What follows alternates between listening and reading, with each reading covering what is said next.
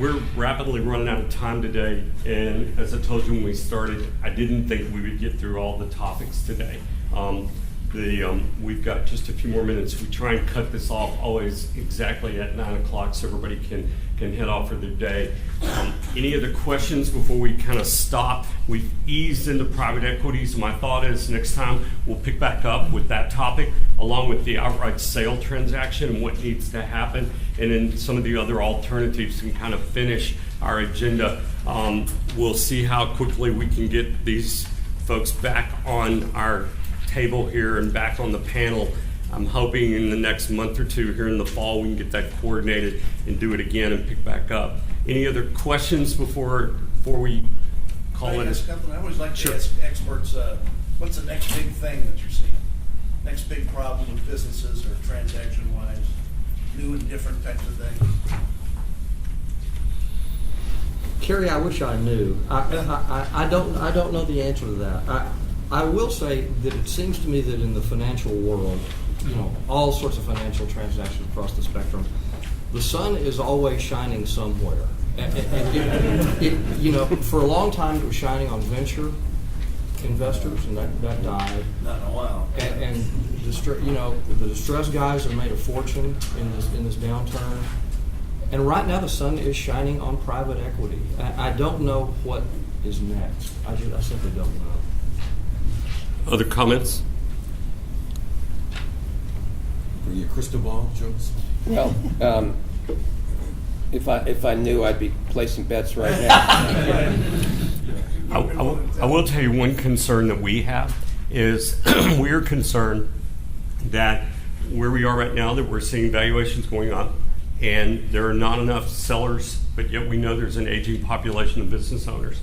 Our concern is that some of those people may miss that window, and there may be too many people running for the exit all at the same time, and that valuations then may be compoundedly down when people really want to exit because the economy may have gone the other direction in another cycle, and or there's too many sellers.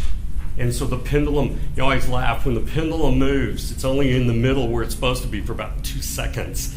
And so we don't know when it's going to move, but we all know there's trillions of dollars of business assets that have got to transfer. If it's left to post-probate, which we're already beginning to deal with some in our firm, with transfer of assets after the patriarch or matriarch has died, that's messy. And it really gets messy. And there's haircuts in that process and usually some damage to the valuation model. So that's our only concern, is just, I'm going to call it timing and how that all fits together. But I do agree, there's always some place to go work. You just have to move with the change as a professional and figure out where it is, whether it's distressed or probate, post-probate, or where it is. There's always something out there to do. But right now, there's a lot more cash. I mean, our phone rings every day in the investment banking group every day with funds calling, looking for deal flow, just emails and just calls because they can't find enough. So it's going to be interesting to see. I laugh. I remember when the venture guys and everybody were going, that their idea of the golden rule was, we have the gold and we set the rules. And now we're finding it the other direction. They're begging for deal flow because they've got capital and they're backing carried interest, and their LP and their management fee and stuff is all shrinking because they can't deploy the capital fast enough.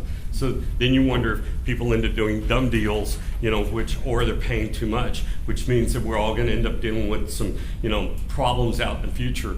But at the same time, there's plenty of capital. The growth in the stock market, the LPs who are coming in the funds are seeing, because they've got also, it's another interesting area. When you start looking at the actuarial tables and the growth and what they've got to do to pay out with pension funds, endowments, all that, and the growth in the market, the alternative asset piece that they're allocating is getting bigger and bigger.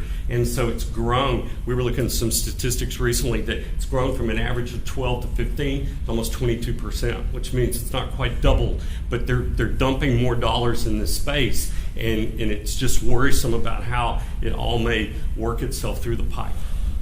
If you notice, these private equity firms tend now, they're buying and selling each other's portfolio companies, right? Right. Oh, yeah. So they're just trading to earn their 20%. Mm-hmm. Yes. And I think either Gordon or David made the comment, they're substituting in for traditional lenders.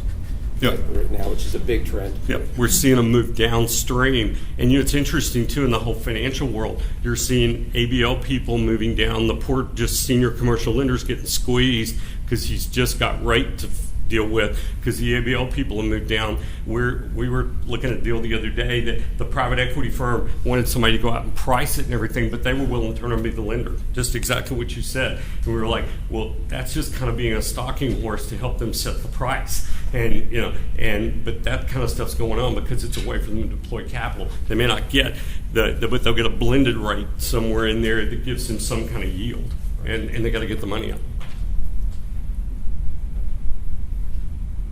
Any other questions? Thank you so much for coming. We really, really appreciate it. Thank you, panel. We appreciate you guys.